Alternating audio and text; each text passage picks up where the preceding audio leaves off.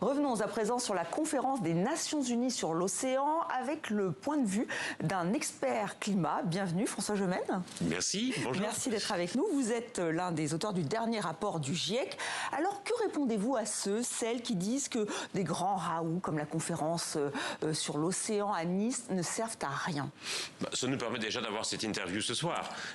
Et donc il faut bien réaliser qu'effectivement ces grands raouts, ces grandes conférences, ce sont aussi des opérations de communication. C'est des moments qui permettent de mettre le sujet dans l'actualité, qui permettent de le mettre à l'agenda et de créer une certaine forme de dynamique politique. On a pu le voir avec le traité sur la haute mer. Ce sont aussi, il faut le reconnaître, des exercices de communication. Mais soyons certains que dans un monde aussi fragmenté que le monde actuel, miné par des conflits, on ne peut pas s'attendre à ce qu'il y ait d'un coup de grands élans mondiaux pour la protection de l'environnement. Ce sont surtout des exercices de communication. Voilà, des exercices de communication. Alors c'est vrai, on voit ces images de chefs d'État. 175 États étaient réunis à Nice pendant une semaine, avec un grand absent toutefois, les États-Unis. Donc c'est la preuve que la diplomatie du climatique, elle tient le choc.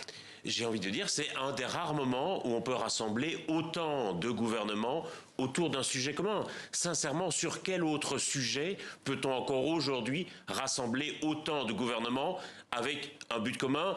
Il ne reste quasiment plus que l'environnement, il faut bien le dire. Je m'en désole, mais c'est la situation dans laquelle nous sommes.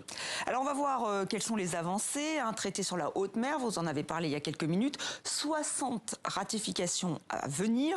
Moratoire contre l'exploitation des fonds marins. Là, on a 37 pays alignés. Traité sur le plastique, 96 pays alliés. Donc ça, c'est vraiment les chiffres les plus importants. Le traité sur la haute mer, c'est vraiment une bataille de gagner parce que c'était compliqué. C'était compliqué. En fait, le problème, c'est que le traité, il a été signé il y a quelques années, mais jusqu'ici, il n'avait pas le nombre de ratifications nécessaires, puisqu'il faut 60 ratifications pour que le traité puisse entrer en application. Et c'est vrai que l'UNOC, le sommet, a permis de donner en quelque sorte cet impétus pour avoir ces 60 ratifications. Là encore, ça ne reste qu'un traité, il ne va pas être d'application immédiatement, et donc c'est un processus très très lent, mais c'est certain qu'on a marqué un pas important dans son application. Le moratoire contre l'exploitation des fonds marins, 37 pays alignés, je le disais. Emmanuel Macron a réaffirmé que la France soutenait l'interdiction de toute exploitation des grands fonds marins. Pour l'instant, on l'écoute.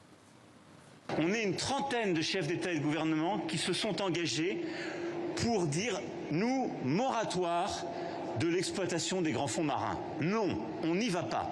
J'avais annoncé ça à Lisbonne. On est déjà une trentaine qui sont venus. On ne va rien lâcher. Je veux qu'on arrive à un accord pour toute la planète.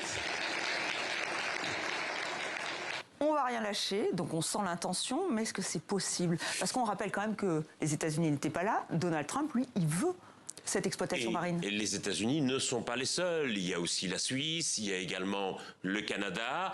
Donc ça veut dire des téléspectateurs qui nous regardent en ce moment même, et aussi d'autres pays. Par exemple, les petits États insulaires estiment que ça serait pour eux une source de revenus supplémentaires. Et donc on a véritablement deux camps sur cette question. Ceux qui, comme la France, sont hostiles à toute exploitation minière des fonds marins, et d'autres qui considèrent que finalement ça va être des revenus supplémentaires, que ça va peut-être diversifier aussi les sources d'approvisionnement de ces métaux critiques, et que potentiellement le dommage sous la mer serait moindre que le dommage minier qui serait réalisé sur terre. Et donc c'est des arguments que l'on entend. C'est vraiment une bataille qui sera très très compliquée, et là véritablement c'est pas gagné.